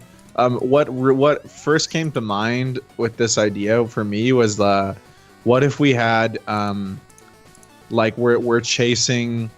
Like some super powerful wizard is like spending all his time here, like building himself his own world, like building himself his own like place to be god or something. This is his sandbox. Yeah. Maybe maybe he's a robot floating through space, and we've developed onto his chest. No, wait. Yeah. And he, like, as the party like enters, they enter into like villages that are really ugly and like poorly made and falling apart, and the things there are like a total abominations of like half people, half gelatinous cube, like just grody mistakes of creation. And like, as they go on, things get more and more formalized or something, like so he's working from the inside out. Yeah, like he basically built himself a demi-plane and then started just working and experimenting. This didn't work. I'm gonna send this to the edges, and then I'm gonna bring the good stuff into the middle. And so like eventually like the cultures start developing because he's created like things that are living and like and have their own free will, and they start to come up with ideas of where they came from. If he's enough removed that he's kind of like a demigod. Yeah. What if the people don't know that he exists, like the people that exist in this plane, but the players do? So this is knowledge. This is knowledge that they have, and maybe or maybe not, they can convince people. They might just sound like crazy people. But, like these people believe, no, this is just how life is. It's awful, and you don't leave the walls of the city, Attack on Titan style. Yeah. So that's cool. Like initial adventure hook, they could be asked by an old colleague of this wizard to say, hey, this guy was, he went off to do some planner traveling, and haven't heard from him in a while. And meanwhile, the wizard's been in his own plane where he's mucked with time, so he's been there for maybe hundreds of years, enough time to like make a civilization of some sort. Yeah. And the players are there to find him. Yeah. and then they can choose what to do with him. Yeah, I feel like I don't want him to be the baddie though. Which Like, one? that'd be- The wizard Yeah, creating sure. the plane? Yeah, Okay, that'd then- be too typical. Then It would actually here's my question then. Why did the wizard create the plane? What's his purpose and his goal? For some reason in my head, I just see him as like a really sad, depressed, and lonely character Trying to make friends for himself. who is just He's playing so- tabletop well, RPGs by himself in northern Manitoba. I'm so sorry, God. But eventually, Um, they always leave his tower. Or and they yeah, wander like out of his tower. or I think we can probably develop more and more as we go on Yeah, his yeah. motivation. Yep. But I see it mostly as like maybe even a bit a misguided but benevolent kind of thing where he like yeah, wants to try his hand at like understanding life, and like he just doesn't feel connected with anything that lives like he does, and like can make him a pretty sympathetic character, I think. Well, there could be an aspect too where maybe he experienced something on one of the other planes, like maybe his upbringing was terrible, or he just witnessed great atrocities, and he's like, I can do better. Yeah. No, Yeah. totally. I went down the same like thought process right there. He's let's say like he's like, you know, god level. He's like level 25 like Yeah. legendary adventurer. And like he like has had offers from the gods to like join the pantheon as a demigod like in Faerun, like in Yeah. yeah. but because he's so powerful and he like has lost all touch with like relating to normal things, Mhm. and that's his motivation in coming here and building this place. And now that he's built so much, he can't leave because it'll all die. Like, and so then, he's like trapped. huh. Well, Oh, maybe not necessarily trap. Like, I think the idea like he genuinely cares about his creation. Yeah. And he can't, like, he can only do so much. You know what I mean? Like, maybe things are collapsing, or Yeah, we can develop some stuff like that. Like, or maybe he's just seeing conflict, like he's seeing like in his own like creation that he thought he could make better. He's still seeing like, he's Seeing still the seeing the stuff. same themes, and he's seeing, Yeah. or it didn't fix his inability to, not reconnect with normal, like normal life, like. You know, maybe even like there's like iconography of him as a farmer, like tilling the fields with the people, you know, trying to like reconnect with the basics of peasant life, right? Like, but just not working for him. Like he doesn't end up feeling that way. huh. And I'm using he pronoun, but that doesn't need to be the case. Yeah, I always Yeah. wonder when it comes to Celestials.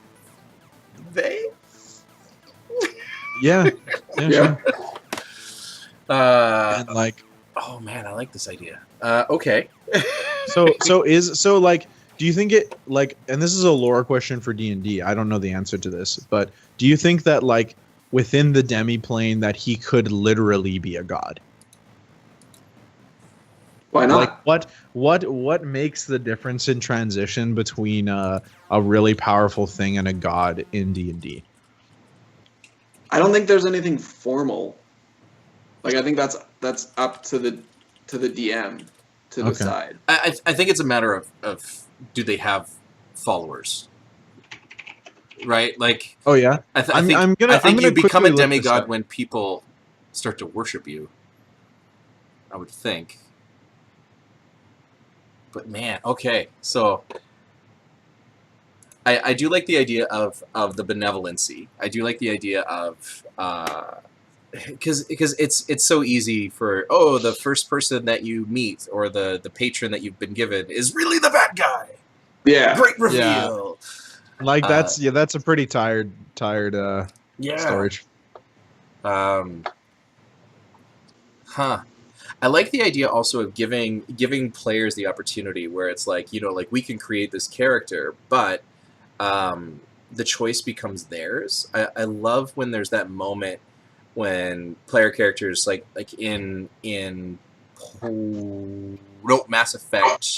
Mass Effect 3, I think it was, where you had this choice between like, do I completely destroy this entire robot race because they want to kill me, or do I push the other button and reprogram them so they'll love me? So what's more important to me, their life and their sentience, or their free will, which has more value? And you have to make that. I love making players make that choice and having them stop and be like, oh, I don't know. Those are fun ones. So, like in this situation with a giant benevolence of like, maybe making your own plane is not a good thing, but he thought he could do better and he's not quite doing better. And so it's like, maybe they're sent to shut him down. Yeah, I think maybe leaving it more open to like being like, I think my friend's lost. Can you find him? And then and if he's a really powerful dude, it's like we've lost like a protector of the realm, and the gods have asked me where did he go, right? Like, because that's where he's at if he's a level 20 plus, he's like hand servant to the gods kind of level of person. Yeah. Sorry, I'm reading some Reddit posts on godhood and how you become one. Okay. So, what have you learned? Carry on, but I'm doing research here. Doing research. All right. Then Jordan, this falls to you. Okay. What do we name the wizard? Oh no, you guys got this one. Rickard Bradford. Rickard Juice Money. Juice Fat Money. Okay. I thought we didn't want him to be a villain. Oh right. Right. Sorry. All right. I mean, my default for this is to go to a name generator. Yep, that's totally where I am right now. And hit regenerate until I see something that I like. Or angel names: Gadriel, Ramiel. Why are angel names always? Yeah, I want to throw this out there just for a sec. There's a fantastic D&D resource called Donjon. DONJON. It's a website that has like every type of thing that someone who does improvised DMing. Oh yeah. I've seen this site before. It's insane. Like it has all your treasure generator, your magic shop generator. Random encounters. You can generate an entire fully fleshed out dungeon in like 20 seconds. So it's crazy. Why don't we just do this? We're just gonna hit random generator the whole time, and then we'll. Okay, I'm looking for it, but it doesn't have name generators, doesn't it? It does. Oh, it'd be probably in general, wouldn't it? No. It's under fantasy. If you go, there it is, fantasy name generator. Yeah. And then you even get to pick your setting. You can go common names, monstrous names, outsider names, quasi-historical names. It's dope. All right, halfling female. That's definitely who our god is. Halfling female. One of the things that I find in my campaigns, more often than not, the gnome is the bad guy. I don't know what I have against gnomes. I don't know why it's always the gnome. They're just unrelatable, man. I'm telling you. They're always the bad guy in my campaigns. A few people who have played multiple campaigns. That's good to know. I feel like this wizard is right now, Kyle. Although I feel like this wizard is an elvish female. Yeah? Of course, elvish females. Yeah, man, that kind of it fits together thematically with the whole. If we lean elves a little more Tolkienic. Yeah, like they're you're Galadriel-ish, being so long lived that they lose touch with lose any sort of imminency in their living. All right, so I'm scrolling through some names. See, the problem with elvish ones is that they're always so hard to pronounce. Yeah, I'm still on the angel names here. See, I've got let's see here. How about Tate? That's one of the names. Tate. Tate. Nope. What is this great god's name? Tate. The god of potatoes. Potatoes. No, that's a gnome. How about Elwis? I thought that's a pretty halfling. easy. Elwith? I got like Enwellin. I got that one. Enwellin? Enwellin. Irian. Tareem. Find. That's a lame one. Find. Nimradel. Oh boy, names are always the hardest. I hate doing names. I usually go to a fantasy name generator, and then I have like this huge spreadsheet of names that I've just copied, and then I assign a race to them, and then I organize them by race, and then in a campaign it'll be like, oh, hey, we're gonna meet this guy. All right, here's the name, okay, and then I assign his character. He owns this shop, and hopefully I kept good notes. All right, Jordan, you're picking a name. So what do you got?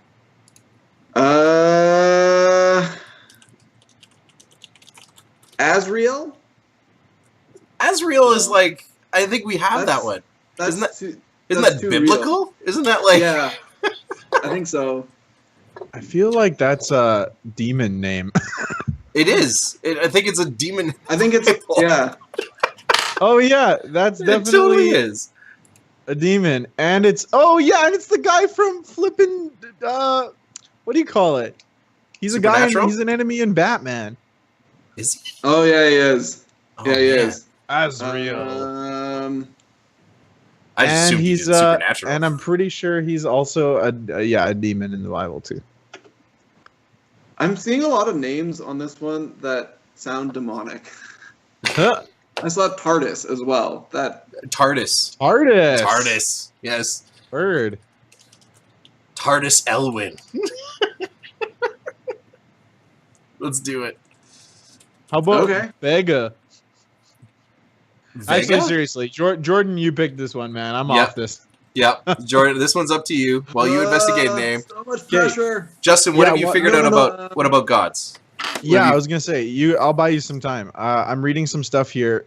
So this is people drawing from primarily 3.5 resources, which I makes think sense. is fine. Yeah.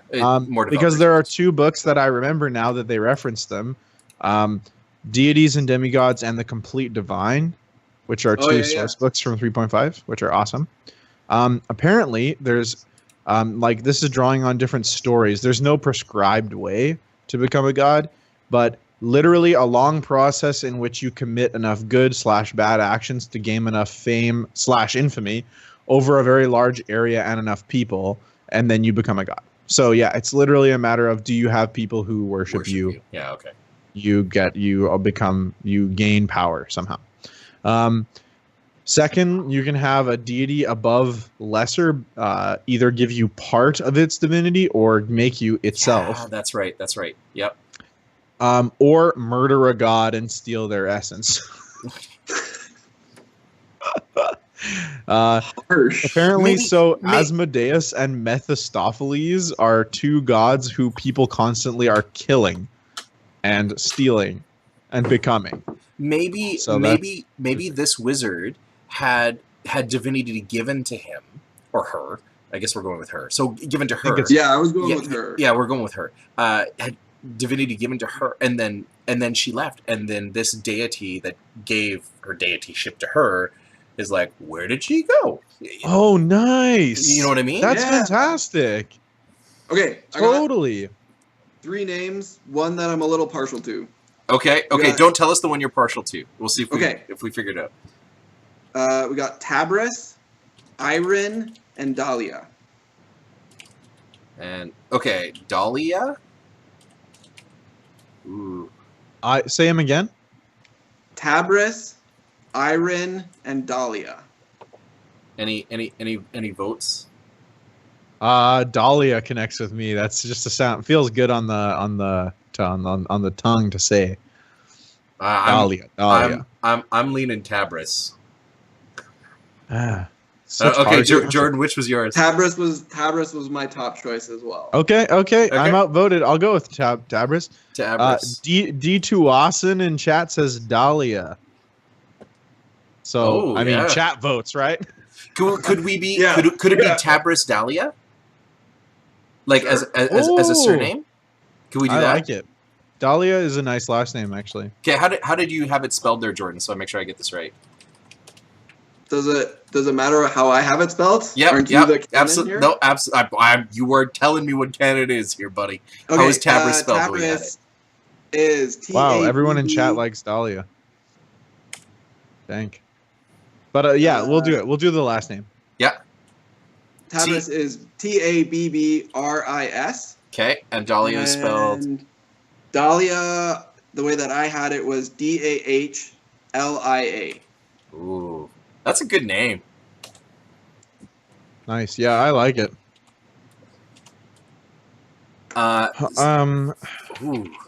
Okay, so I'm looking up the Faerun Pantheon to see if we can find a good. Who gave the deity ship to her? Yeah, Given some deity by blank. it's got to be at least a lesser god, and I think we should go with a lesser god. Yeah. Because there has got to be, yeah, some sort like I think messing with the big names will like chain us too much to their story. I agree. Yeah. Agreed. Oh man, I don't know if the wiki here is correct. I'm gonna go to the. Seems like a small list. We're gonna go to the Forgotten Realms wiki. That might be just the main ones then. Is this the right one? Forgotten Realms wiki. Oh man, I've seen a lot here. Should it be Elven? It doesn't really matter. I think it should be something good. Okay. Yeah. Like, so then Tabris. So she was a wizard, right? So then you have, oh no, Azuth is no longer alive. Goddess of intelligent beasts, goddess of joy, happiness, dance, festivals, liberty. Beast Lord, god of poetry, song, and eloquence. God of wind, portals, travel, exploration, and caravans. Poison and disease, no. No.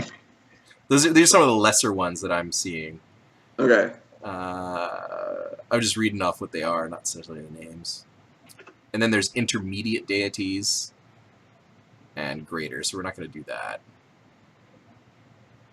Demi-deities. What the heck? Bahamut is a freaking lesser deity? Really? I've got it as intermediate on my list here. Interesting. I'm looking on the Forgotten Realms wiki, yeah, so I don't know how... because it changes too, right? accurate. Like with the books and everything. Oh yeah, here we go. This is why I remember I like the Forgotten Realms wiki. Is they literally have you a little clicker that you can click on, and then it'll tell you different information about them in different editions. Yeah. So in fourth edition, Bahamut is a lesser deity, and in actually it looks like he's always been a lesser deity. That's weird. Huh. I've seen a few paladins of Bahamut. Is it Bahamut or Bahamut? Bahamut? I say Bahamut. I say Bahamut. I would always say Bahamut too. That's all from the Final Fantasy games would get me. Yeah. You guys are. That's such classic North American pronunciation, though. Fine then. It could be. No, not a dragon god. We'll skip the dragon gods. Yeah, I'm looking at that. Could be pretty interesting though, because somehow there's an interesting relationship there. See, I was looking at some of the Faerunian deities. Oh man, this one looks great. What are you looking at? Sorry, Naralis Analor. I've never heard this person. So, Naralis Analor is a lesser deity, known as the Healer and the Watcher of Souls. Is an elvish god of suffering, healing, and death. Unlike other death gods, they are a caring and benevolent deity. You know what?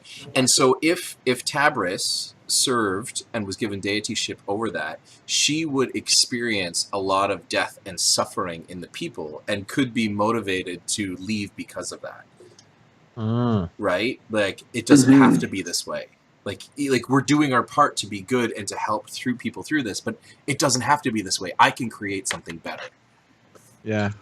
So, if we want to make this 5e compatible, she stopped being a god in 3rd edition. Sucky. Oh. Maybe she was tasked with this a long time ago, and she's no longer a god. But this one is continued. I think we can probably find something within 5e that works. Oh, that's another dead power. Let's see. So many dead gods, man. Yep. Let's see here. That one looks interesting, but no. Yeah, the Elm. Okay. Shoutouts to chat if you guys have a good god, lesser god that we should pick. I got a message saying all the angel names end in L because L is God in Hebrew. So that makes sense. Makes a lot of sense. Thanks, Josh, for that. Let's see. Should we go to the? I'm gonna go to the Gnome Pantheon because they. I got a good one. I got a good one. Okay. Oh, please tell me it's 5e. What? This one doesn't tell me. Weird. You wanna maybe look her up? This one seems interesting. It's called Eldath, known as the Green Goddess or the Mother Guardian of Groves. A deity of creation could fit in pretty well. Yeah. Yeah. I'm looking at it too. Yeah. Okay.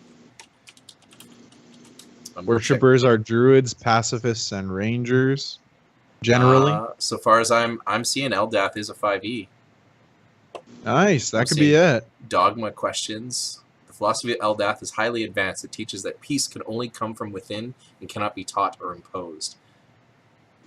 The faithful of Eldath should seek stillness and thereby find peace. They are to plant trees and green leaf things and tend such things when they need it, wherever they may be. Interesting. Ooh. So, like, maybe even in like a kind of like a twisting of that fall, like maybe a commission that Eldath gave to this character. What's her name again? What's her first name? Tabris Dahlia. Tabris. She,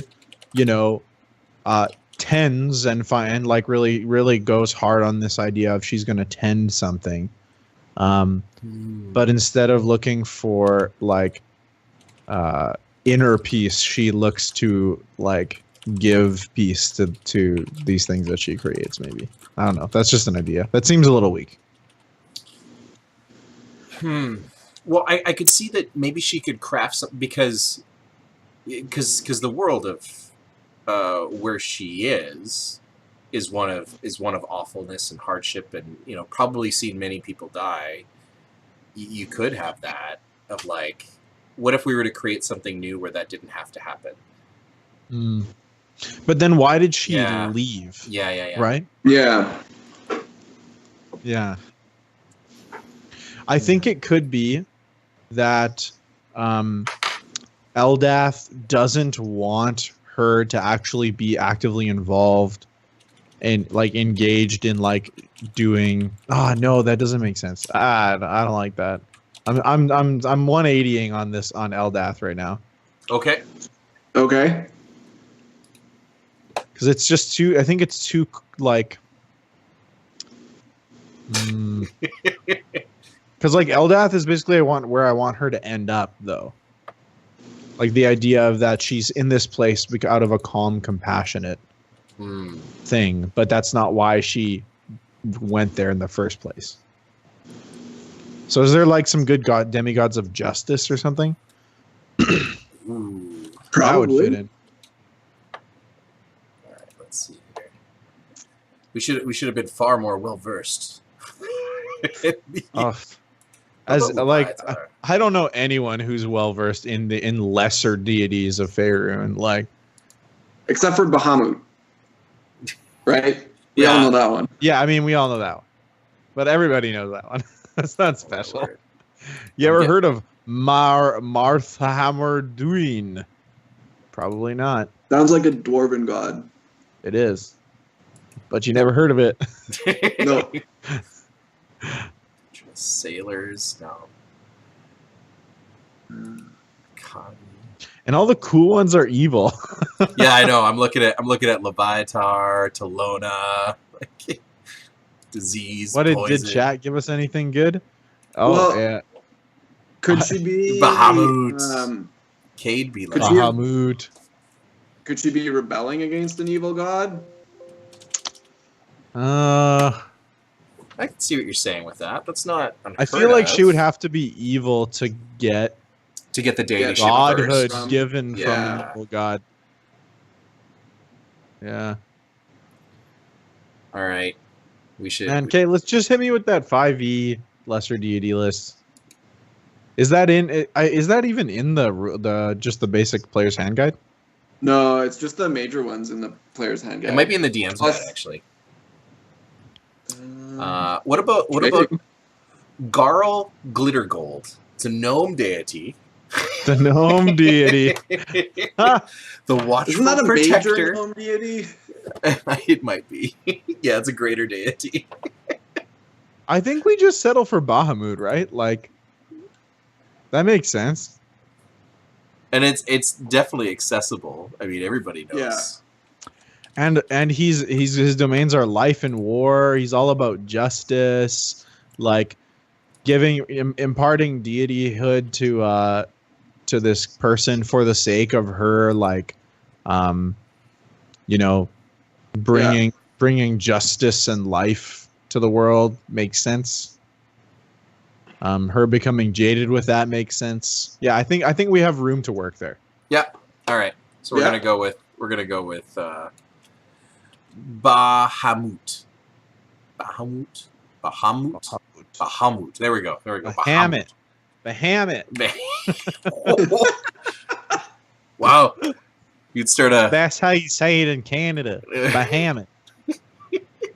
Imagine going to like Gen Con, be like, we're gonna play Trials of Bahamut. Dungans and Durgans. With the Oh, Dargan god Bahamut. Bahamut. This is little marksman. All right, so we got it. Okay, so we got the deity. So from here, what we need to conclude with is the motivation of like, okay, so how did Tabris attain deityship with him, and why, as she decided to leave to create her own plane? What do you think, Jason? Or what was the Jordan, impetus to leave?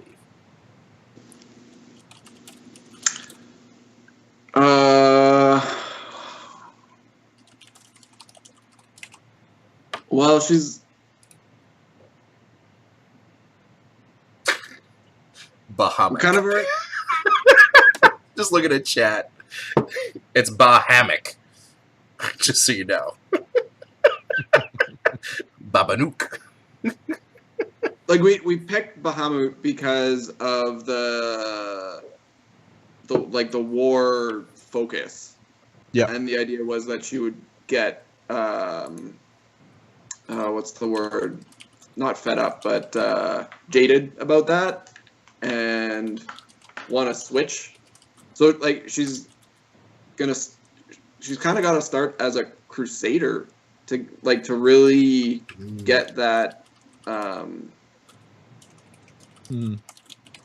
get into the war part of that. Yeah, like she could even be engaged in a whole bunch of like big movements in Faerun, like trying to bring about, good stuff. Could easily raising armies to go a massive general. Yeah.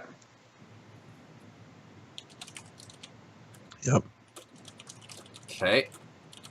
So she served then in kind of battle. just. Yeah, go on. I was just gonna say she could just watch that fall apart. Also, welcome, Macabre Derek. Yeah, like, or just watching or rather, I think it would be more dynamic to have her succeed and then watch the success end in failure. If that makes sense. Ultimately, So it's like the war effort succeeds, but kind of the cyclical nature of humanity. Like she watches the thing that she helped establish, like become corrupt, become and the eat next itself. thing that. Yeah, like maybe she even goes back to where she's from, and then years later, because she's an elf, years later the humans that she helped prop up in this other area start oppressing the people again, and she has to raise another army and go back. And this time she's a lot more powerful. And I mean, it could even be the lifetime of an elf. She could do this multiple times. You could maybe see that maybe she's like, you could do the standard human-orc conflict. So at one point, these humans are enslaved by orcs, and so she raises, this human army to liberate them, and then only to come back a few hundred years later where now the orcs are the slaves, and she's got to do the same thing over again. Yeah. Yeah. I like that. I like that idea. The violence begets violence sort of style. Wanting to step away from that, hoping to create a land of peace. And yeah, at some point things go wrong, or she's incapable. She wants to, but she doesn't. Or it's that she's now the author of the same thing, but now that for some reason, now that she's the author of it, she can't actually instead of seeing hopelessness, she actually develops almost like a love for her creation. That she sees that it's inescapable. And so by leaving, by shutting down the demiplane, by allowing what she's made to die, like that's the true injustice. Something like that. I don't know. Maybe that's trying to be too hard to be profound. Yeah, but I mean, you got to find her motivation, right? Because that's going to inspire and like, okay, so then how did this get created, and so that we have something to start us off with, and so on and so forth.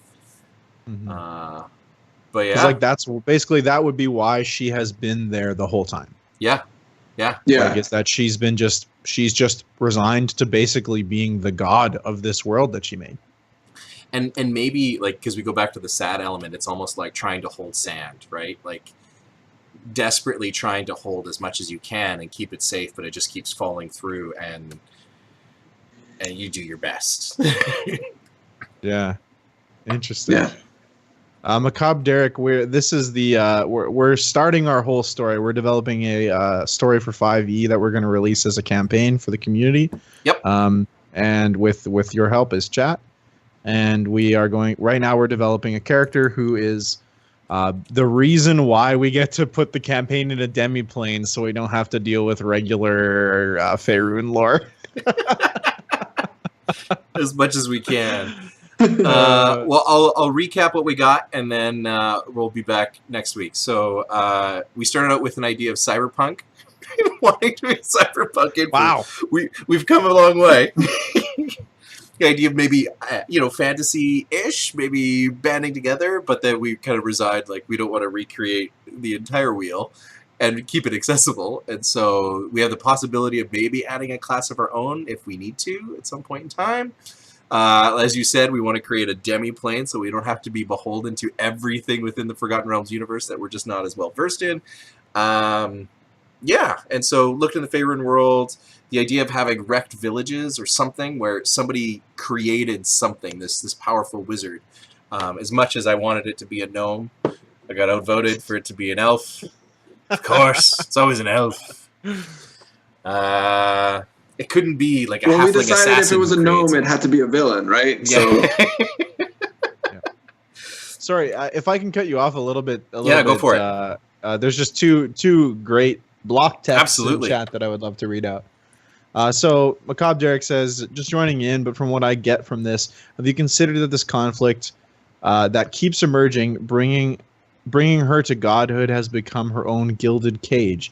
She cannot stop because things will fall apart, but she has grown to despise what she has become in that regard. Absolutely. So I think we're doing that, but we're also kind of doing a twist on that from what we said, that like instead of it becoming a gilded cage, she has actually been able to see the kind of the beauty in the inevitable conflict, and that actually that by watching it happen over and over again, even as she was responsible for creating it, that she can see that, oh, we can't do better.